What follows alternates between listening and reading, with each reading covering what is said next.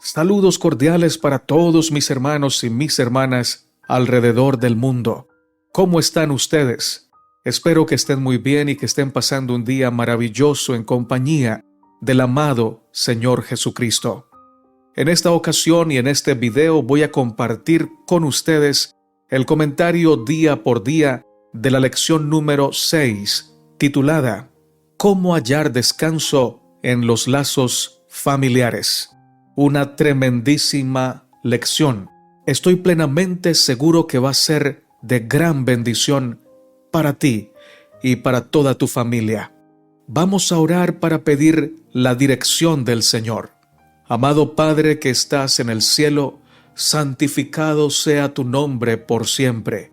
Gracias eternas, Divino Maestro, porque nos has dado la vida y en Cristo nos ofreces plena salvación. Ahora que vamos a hacer este estudio, te suplicamos que nos dirijas, que nos bendigas, que nos des mente amplia, mente y corazón capaz de entender tu palabra y además de ponerla en práctica y compartirla. Oramos en el nombre de Jesús. Amén, Señor.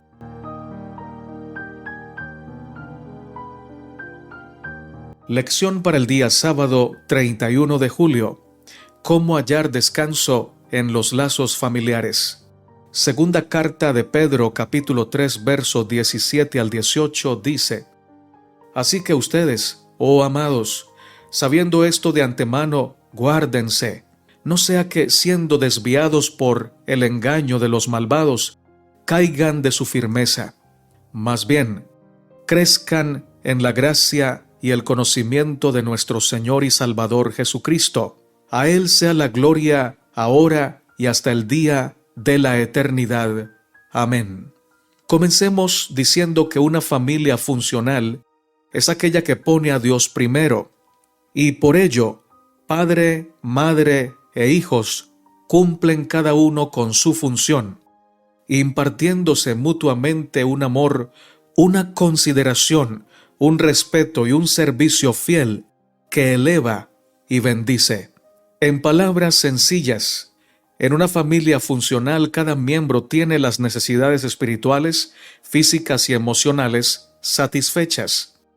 Por tanto, la familia disfuncional es aquella en la que impera el caos, la indiferencia, la falta de unidad y el irrespeto, porque no hay temor de Dios en ella, o porque los miembros no reconocen sus fallas y no buscan a Dios para encontrar en Él solución y ayuda.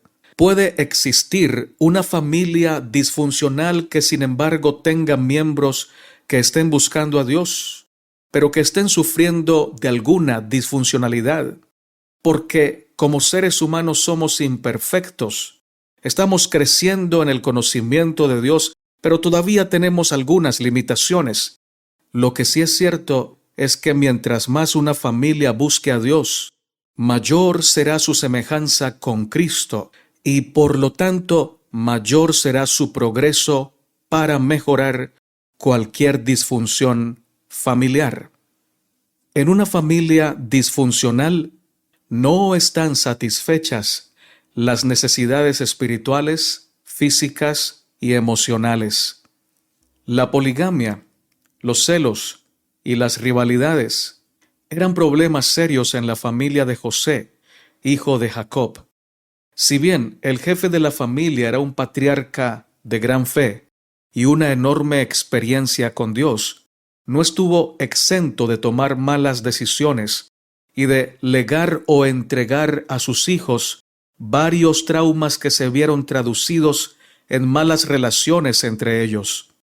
Con la ayuda de Dios, esta semana vamos a repasar la historia, haciendo zoom o un acercamiento o un enfoque en la vida de José, y aprenderemos, por la gracia del Señor, cómo podemos hallar descanso en Cristo, uniendo nuestros lazos familiares a pesar de las disfuncionalidades.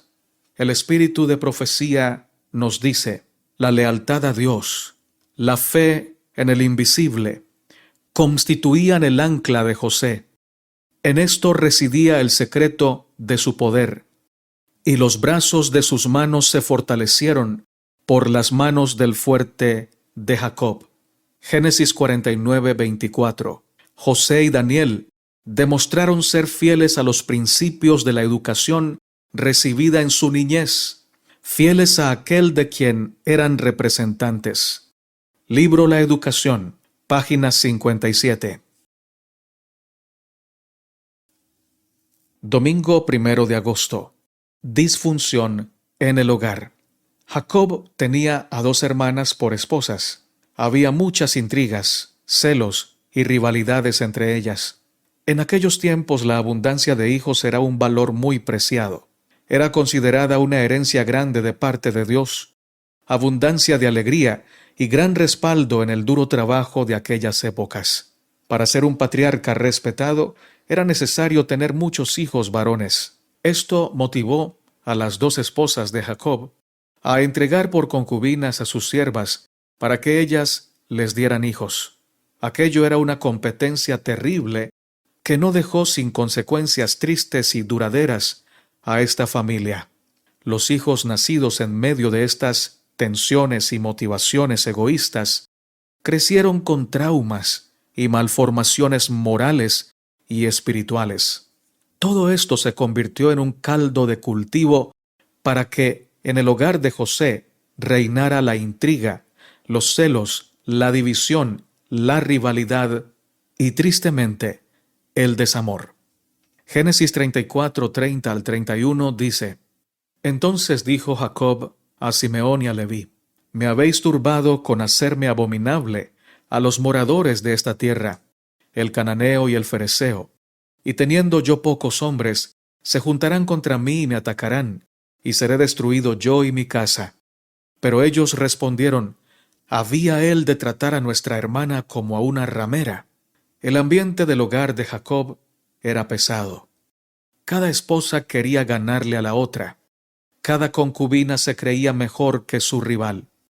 Por algo la palabra santa se pone radicalmente en contra de la poligamia. Dios le entregó una sola esposa a Adán. Este hecho era y es un argumento sólido en favor del matrimonio ideal.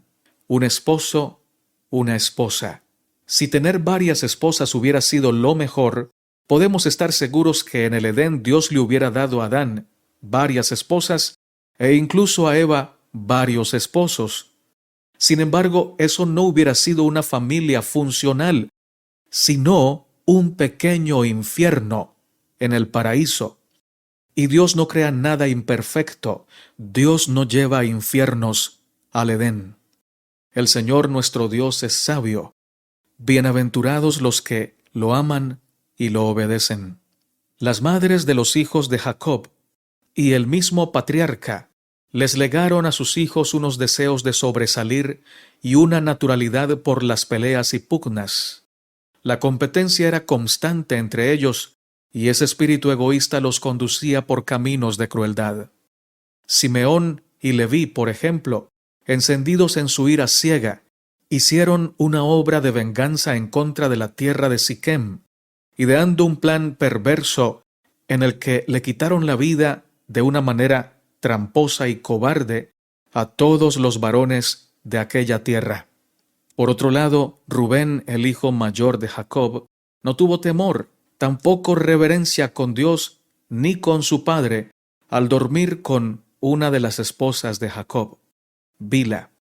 Jacob mismo cedió ante el ambiente que le rodeaba y se entregó al favoritismo de uno de sus hijos, poniendo de esta forma sobre él el odio y la envidia de todos sus hermanos mayores.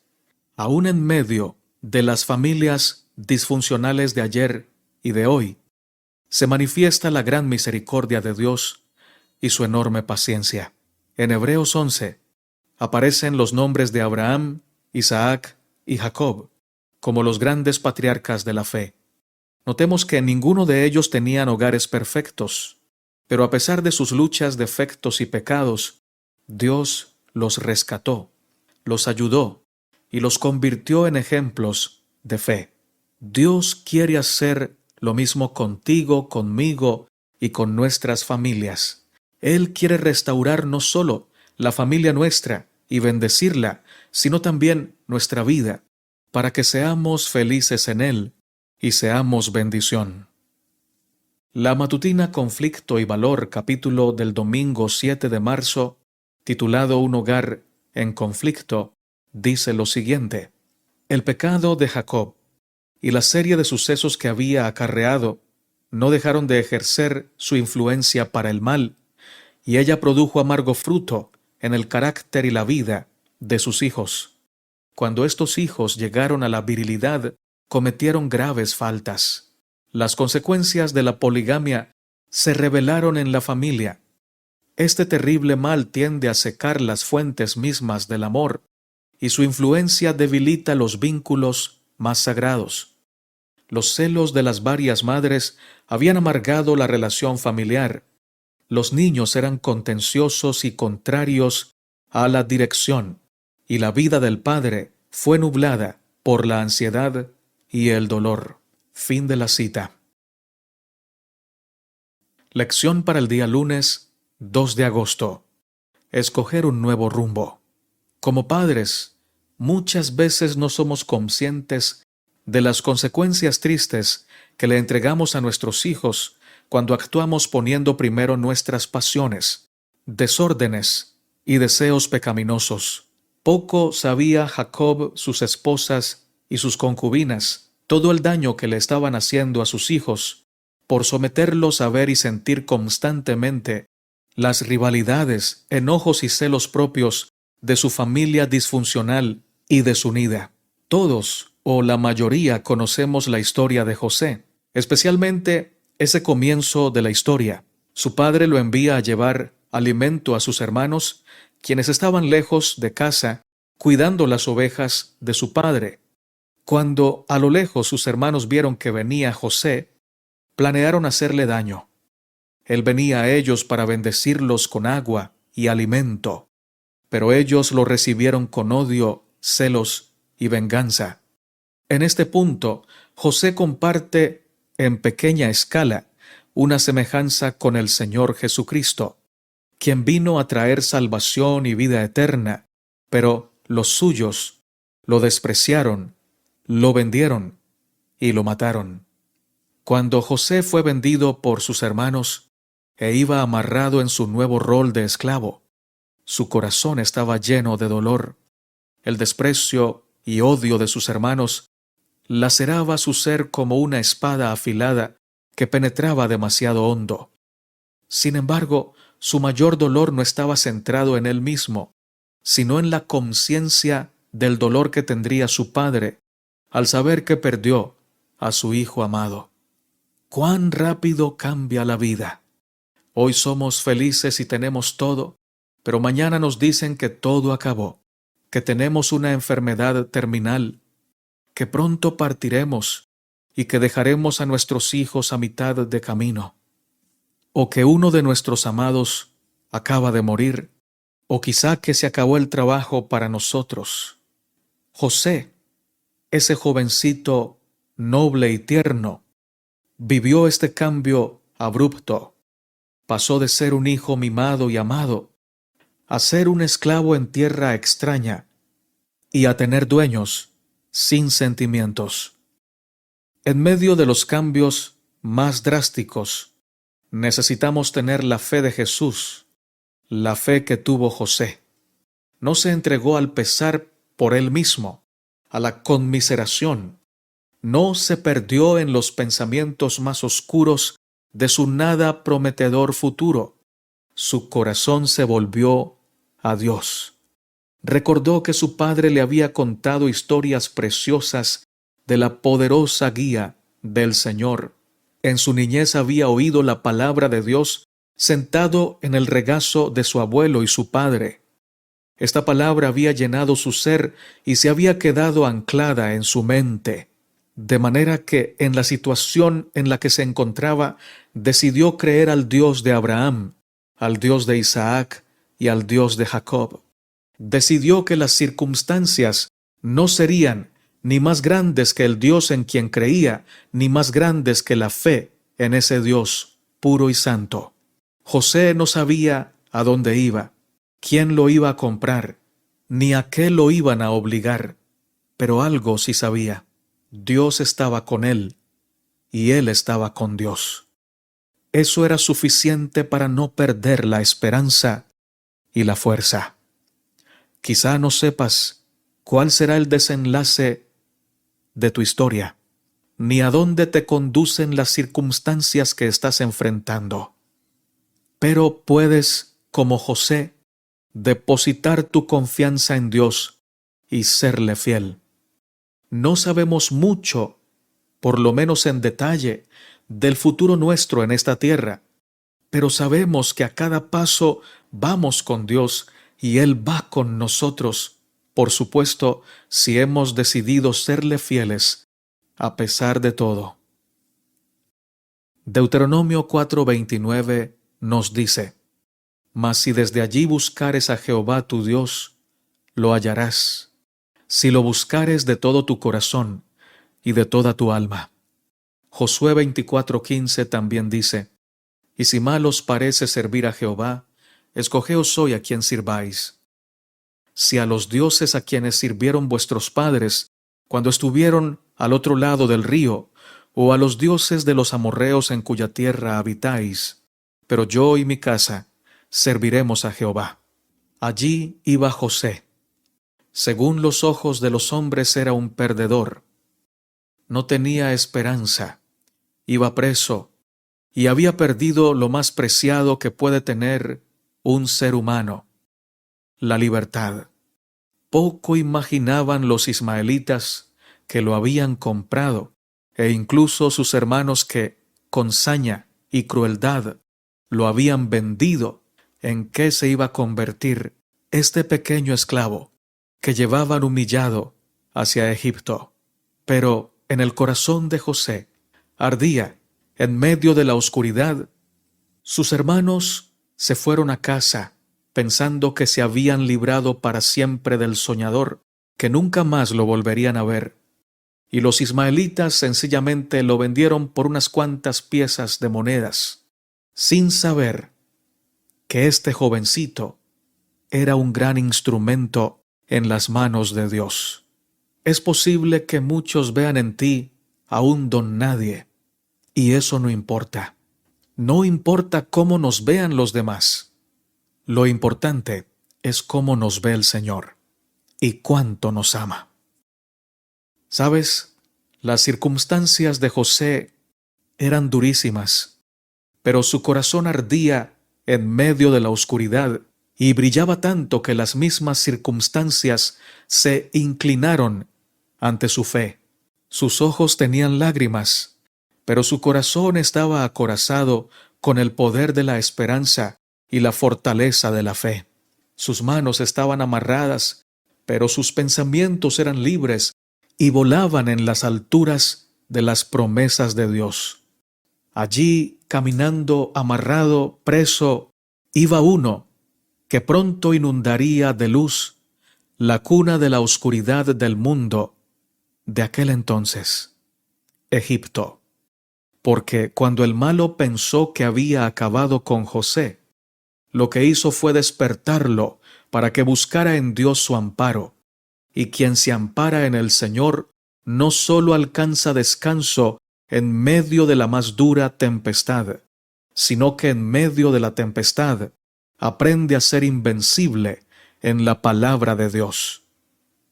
El espíritu de profecía nos dice: entonces sus pensamientos se dirigieron al Dios de su padre.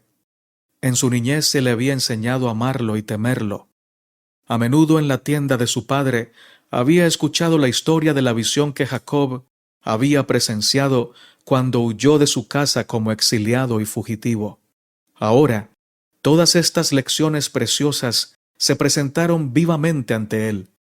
José creyó que el Dios de sus padres sería su Dios.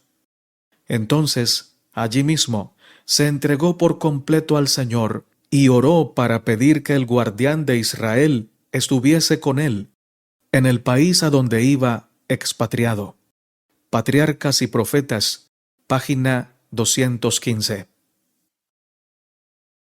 Comentario para el día martes, 3 de agosto. ¿Cómo tener verdadera autoestima? Una de dos. Las circunstancias adversas crean hombres malos y sin sentimientos, u hombres humildes y fuertes. Si el corazón se entrega a la creencia de que Dios es injusto por permitirle sufrir tantas injusticias, entonces ese hombre o esa mujer se vuelve insensible y malo, o amargado, distraído de la fe e indiferente a la verdad.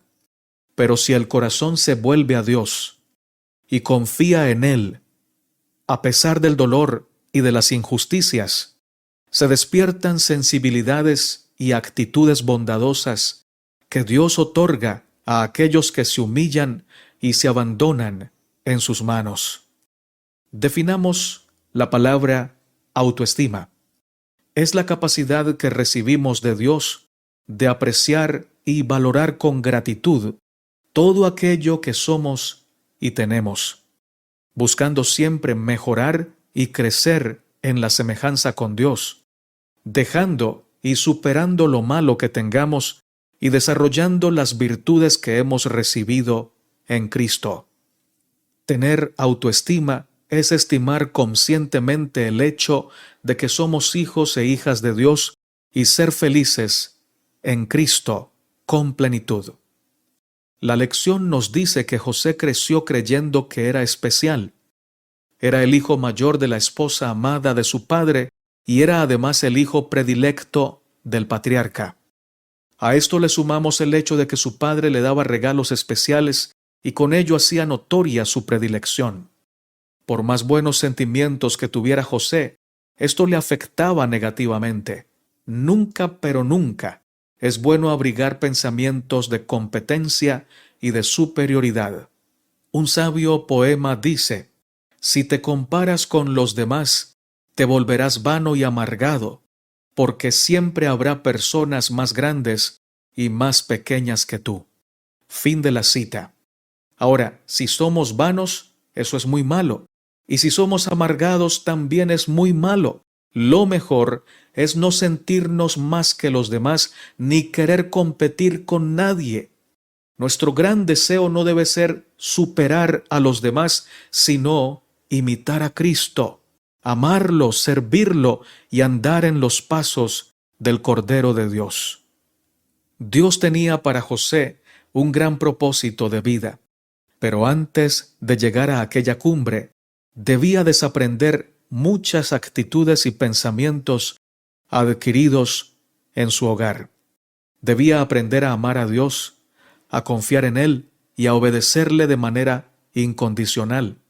Debía además aprender a amarse a sí mismo desde la perspectiva correcta, por los motivos correctos, viéndose a través de los ojos de Dios, no desde las prerrogativas de favoritismo que le inculcó su padre y su madre. Isaías 43:1 dice: ahora así dice Jehová, creador tuyo, oh Jacob, y formador tuyo, oh Israel, no temas, porque yo te redimí, te puse nombre, mío eres tú. Malaquías 3:17 también dice: y serán para mí especial tesoro, ha dicho Jehová de los ejércitos, en el día en que yo actúe, y los perdonaré como el hombre que perdona a su hijo que le sirve. Debemos construir el aprecio que tenemos por nosotros mismos desde la palabra de Dios. No podemos depender de lo que nos digan los demás, porque vivimos en un mundo duro y rudo, en el que pocos saben decir la verdad, y muchos cuando dicen palabras bonitas para nosotros, lo hacen con intereses oscuros y ocultos. Si nuestro aprecio por nosotros mismos y nuestra felicidad depende de lo que dicen otros o de las circunstancias, entonces iremos de acá para allá como un barco de papel en medio de aguas torrenciales, El final seguro es que nos vamos a hundir. Por ello, José decidió creer que su valor no estaba en su situación, porque de haber creído que su situación le imponía quién era, entonces su historia hubiera terminado cuando lo vendieron, y nadie hubiera conocido lo que conocemos de su historia, el glorioso final de la vida de José. Pero como creyó que su valor estaba en lo que Dios decía de él y le prometía, entonces su historia recién comenzó cuando llegó su tragedia. Cuando eres un hombre de Dios y una mujer de Dios, sabes quién eres porque sabes de quién eres. Sabes a dónde vas porque sabes con quién vas y de dónde vienes. Eres de aquellos que sufren para crecer y no para ser derrotados. La diferencia la hace Dios y la fe que depositemos en Él. Los que no creen en Dios no tienen esperanza y con las circunstancias difíciles o adversas se desmoronan. Alguien que no creyera en Dios, en una situación como la que vivía José, se hubiera entregado al dolor, a la amargura, y hubiera terminado como terminan la mayoría de esclavos.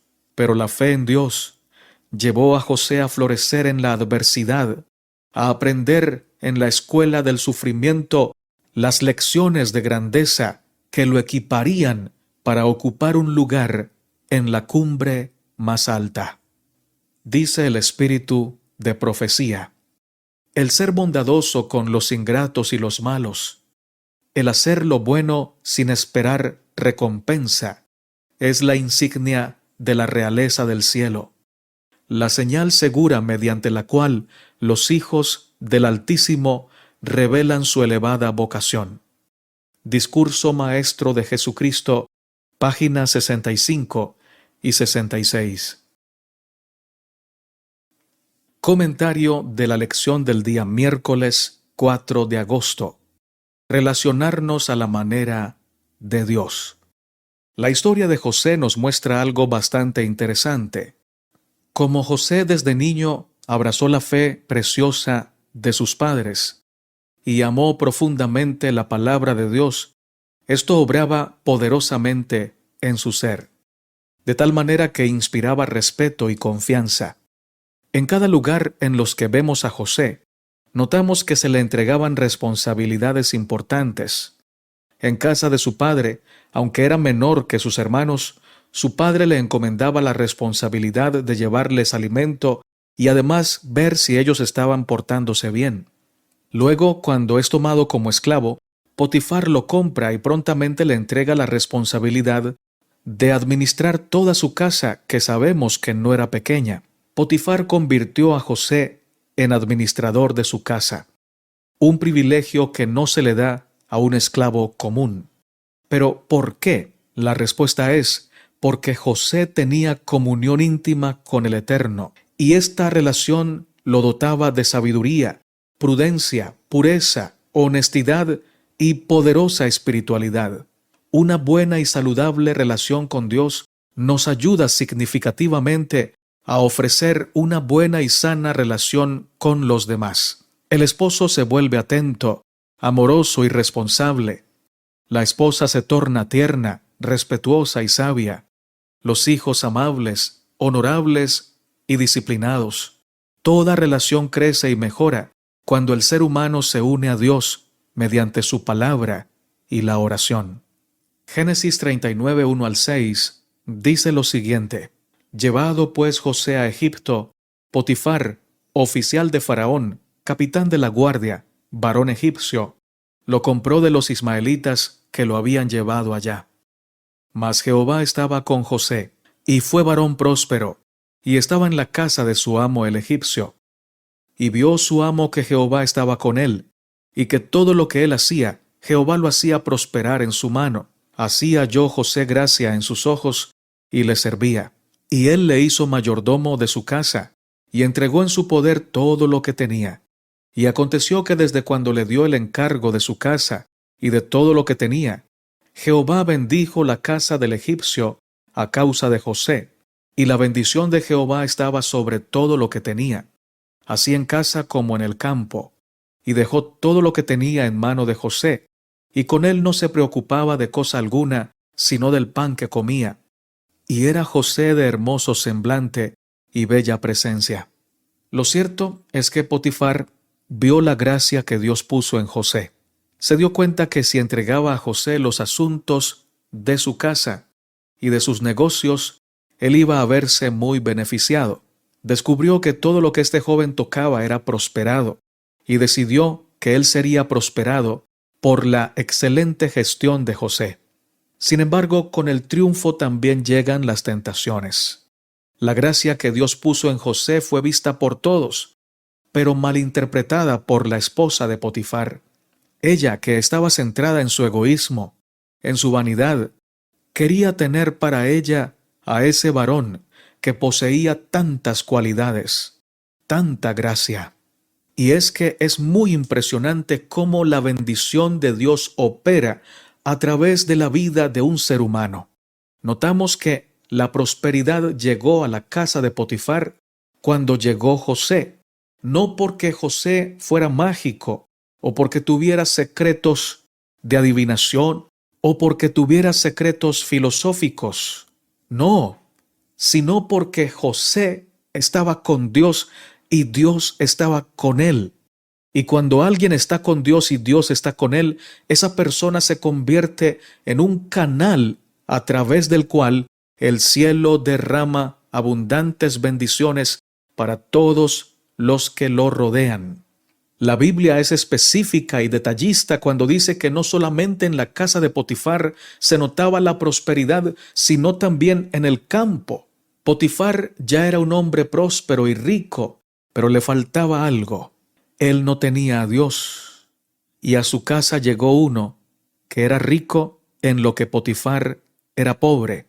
Potifar lo notó y comenzó a participar de eso que tanto le faltaba. Por ello puso a José como el primero de su casa después de él, porque quería estar cerca de ese hombre que estaba tan cerca de Dios. Con todo y esto, como dijimos hace un instante, con las bendiciones también llegan las tentaciones. La esposa de Potifar, usando de su poder seductor y de su autoridad de ama de la casa o de jefa de la casa, le ordenó a José que se acostara con ella. De seguro era una mujer bella. Le ofrecía a José goces terrenales y seguro de vida por largo tiempo. Ante la vista humana, si José cedía a este mandato pecaminoso, tendría una pasión secreta, momentos de placer diarios, total confidencialidad por parte de ella, y además favores especiales concedidos por parte de la esposa de Potifar. Siendo José tan sabio, de seguro no estaba escondido para él que si se negaba a estas constantes invitaciones, iba a ser acusado por ella como el instigador del plan del adulterio. Podemos imaginar sin temor a equivocarnos que José oraba al Señor pidiéndole que le diera fortaleza, pero también pidiéndole que lo librara de la tentación, que le cambiara la mente a esta mujer, que esta mujer no lo invitara más a pecar. Él sabía que si seguía insistiendo en decirle que no a la invitación de adulterio, ella al final lo iba a acusar a él, y él perdería todas las ventajas que había ganado, y probablemente la vida. Una vez más, José tomó la decisión que lo ponía en peligro a él, pero exaltaba a Dios. Decidió tratar con la esposa de su amo de una manera que honrara los principios del cielo, aunque por ello le tocara morir. Despreciar a aquella mujer significaba para la perspectiva de José una pérdida grande, incluso la muerte, como ya lo dijimos. Sin embargo, con plena conciencia, decidió una vez más obedecer la palabra de Dios y dejar en manos del Señor las consecuencias. Génesis 39, 9 y 10 dice: ¿Cómo pues haría yo este gran mal y pecaría contra Dios? Hablando ella a José cada día y no escuchándola él para acostarse al lado de ella para estar con ella. El espíritu de profecía nos dice: José sabía muy bien cuál sería el resultado de su resistencia. Por un lado, había encubrimiento, favor y premios. Por el otro, desgracia, prisión y posiblemente la muerte. Toda su vida futura dependía de la decisión de ese momento. ¿Triunfarían los buenos principios? ¿Se mantendría fiel a Dios? Los ángeles presenciaban la escena con indecible ansiedad. La contestación de José revela el poder de los principios religiosos. No quiso traicionar la confianza de su amo terrenal, y cualesquiera que fueran las consecuencias, sería fiel a su amo celestial. Bajo el ojo escudriñador de Dios y de los santos ángeles, muchos se toman libertades de las que no se harían culpables en presencia de sus semejantes.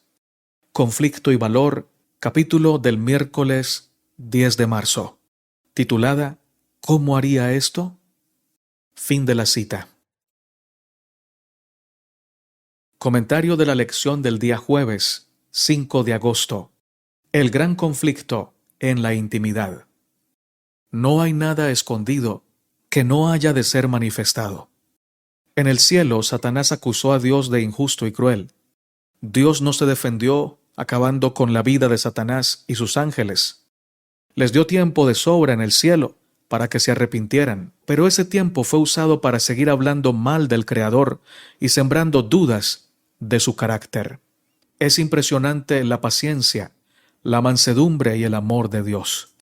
Teniendo tanto poder, decidió guardar silencio y dar tiempo a que la rebelión manifestara en toda su plenitud su verdadero rostro. Cuando expulsó al enemigo del cielo, lo hizo con mucho dolor.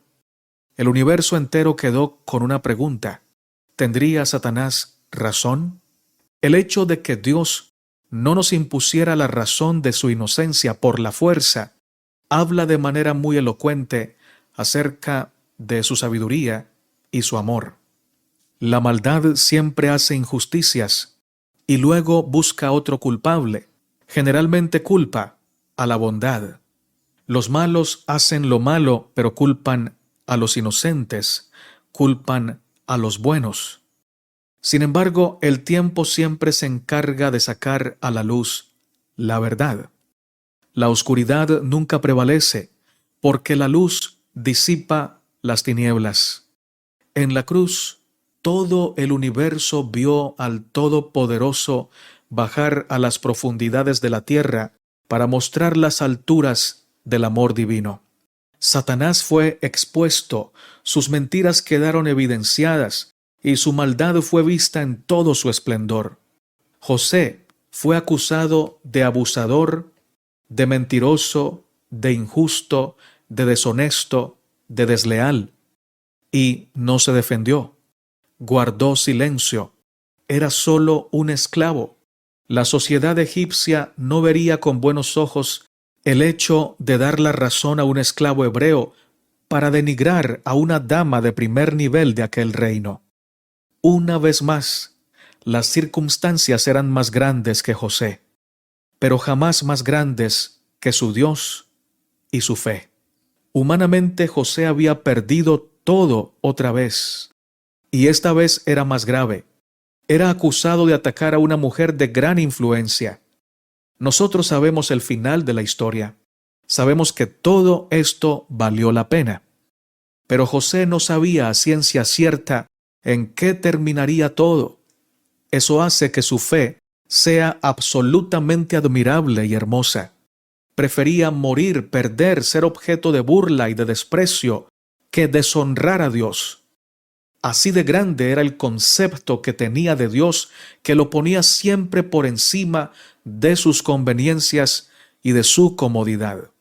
Solo un hombre y una mujer de Dios, con una fe y humildad tan grandes, pueden ser comisionados para conocer las alturas del glorioso triunfo que aguarda a los que aman a Dios y obedecen sus mandamientos. El que se humilla hasta lo sumo por amor a Dios es exaltado hasta lo sumo con el amor de Dios. Potifar no le creyó a su esposa. Lo sabemos porque de haberle creído, le hubiera quitado la vida a José. Como esclavo le pertenecía a Potifar, y este delito del cual se le acusaba era un delito muy grave. Pero al perdonarle la vida, la historia bíblica nos muestra una gran verdad. Aunque tú no te defiendas, Dios siempre te va a defender. Dios siempre va a guardar tu vida, porque tu vida está escondida con Cristo en Dios. Tú solo confía en el Señor y haz el bien, que seguramente por hacer el bien te van a perseguir muchos y te van a odiar muchos, y al principio te van a hacer sufrir muchos, pero finalmente si perseveras y confías en el Señor, verás la gloria de Dios como la vio José. Aunque Potifar no le creyó a su esposa, para guardar las apariencias y calmar la ira de una mujer mala e insatisfecha, metió a José a la cárcel. Y ojo, que Dios volvió a hacer florecer a José en aquella situación. Las circunstancias siempre querían acabar con José, pero como se amparaba en Dios, esas circunstancias se convertían en escalones que lo acercaban cada vez más a un final maravilloso, un final glorioso. En la cárcel llegó a ser el amo de llaves, el mayordomo. ¡Wow! Y es que, hermanos, nadie puede esconder o derrotar la luz de Dios en sus hijos. Alabado sea el Rey. Todos los planes que Satanás ideó para derrotar a Dios, lo que hicieron fue hacer más notoria la justicia divina. Y todos los planes que la esposa de Potifar tuvo para vengarse de José, lo que hicieron fue hacerlo más fuerte y ponerlo en el lugar exacto en donde la providencia lo quería. Todas las cosas ayudan a bien a aquellos que aman a Dios. Efesios capítulo 6, versos 12 al 13 nos dice: porque no tenemos lucha contra sangre y carne, sino contra principados, contra potestades, contra los gobernadores de las tinieblas de este siglo, contra huestes espirituales de maldad en las regiones celestes. Por tanto, tomad toda la armadura de Dios para que podáis resistir en el día malo, y habiendo acabado todo, estar firmes. ¿Gozaremos placeres momentáneos, despojándonos de la fe y de la obediencia? ¿O elegiremos ponernos de parte de Dios, amarlo, guardar sus mandamientos, aunque por ello nos toque ser perseguidos, odiados y hasta morir? La historia de José nos muestra que vale mucho la pena sufrir aquí para reinar allá con el Señor. Todos los que se burlaron y lo acusaron ganaron un triunfo momentáneo de unos 3 años aproximadamente. Esos años que estuvo en la cárcel, ellos pensaron que lo habían sepultado, que la injusticia había prevalecido, que jugar sucio siempre paga, que José perdió y que ellos ganaron.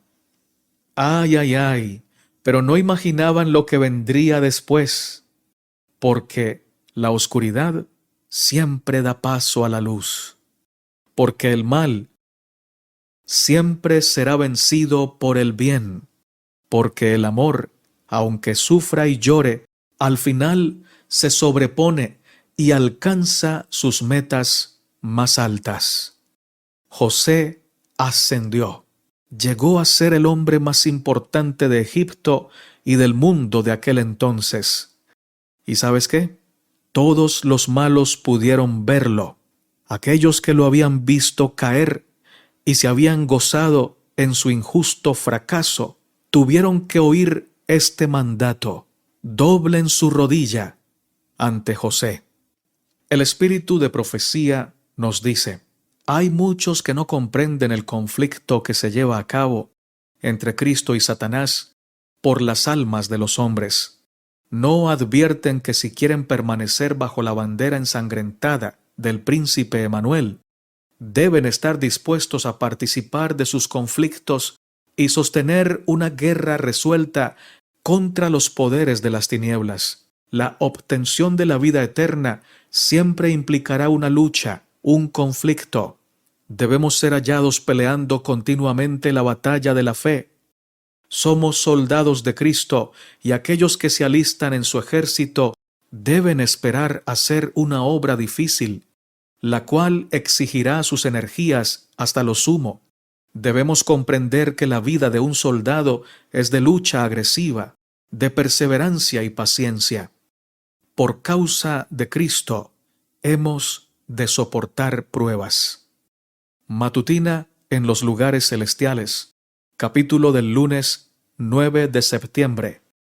Armados para el conflicto. Fin de la cita.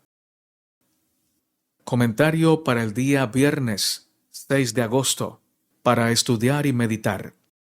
¿Cómo pudo José dar tal ejemplo de firmeza de carácter, rectitud y sabiduría?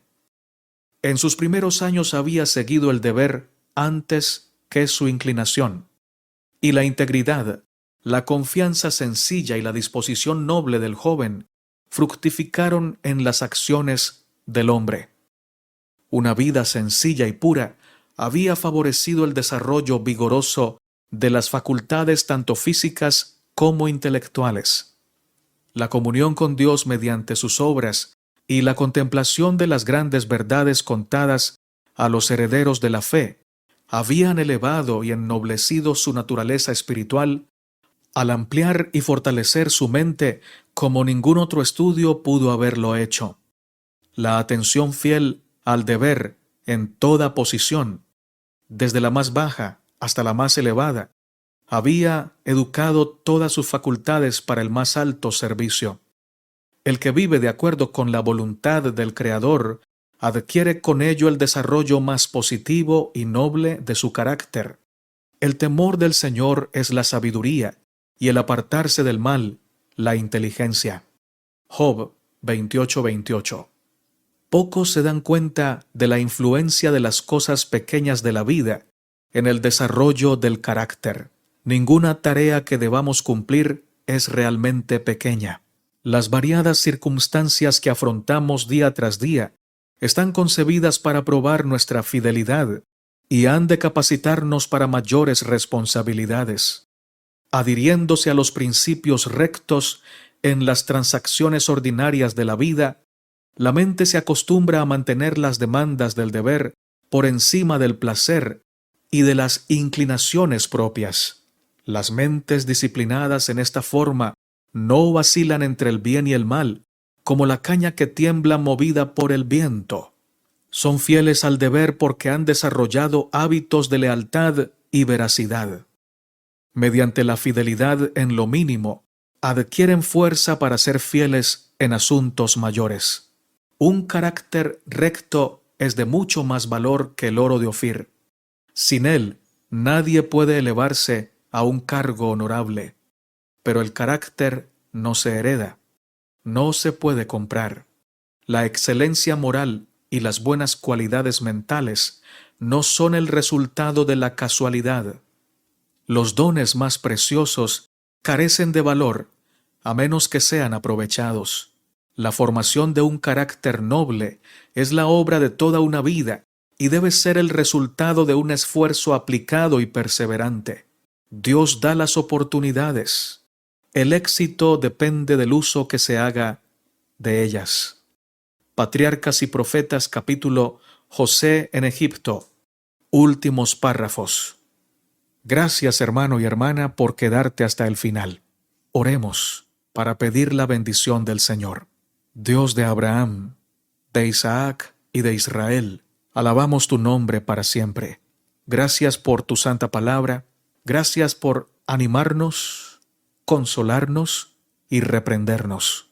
Por favor, danos humildad, danos fe, danos ese deseo profundo, sincero, honesto y constante de hacer siempre tu voluntad, aunque se desplomen los cielos, y hacerlo no para ser vistos por los demás, sino para exaltar tu nombre. Gracias, Señor, por tanto amor. Gracias por tanta misericordia.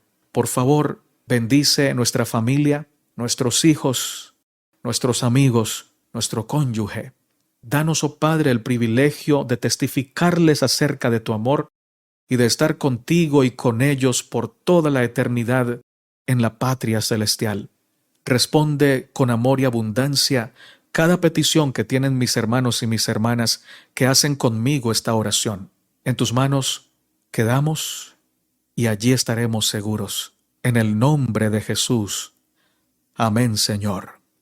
Ok, mi hermano y mi hermana, si este mensaje te ha bendecido, te invito a suscribirte al canal En Defensa de la Fe.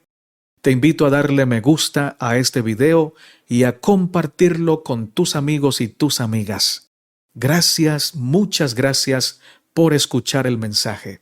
Recuerda que eres muy amado y muy amada por el Señor. Maranata, Cristo viene pronto.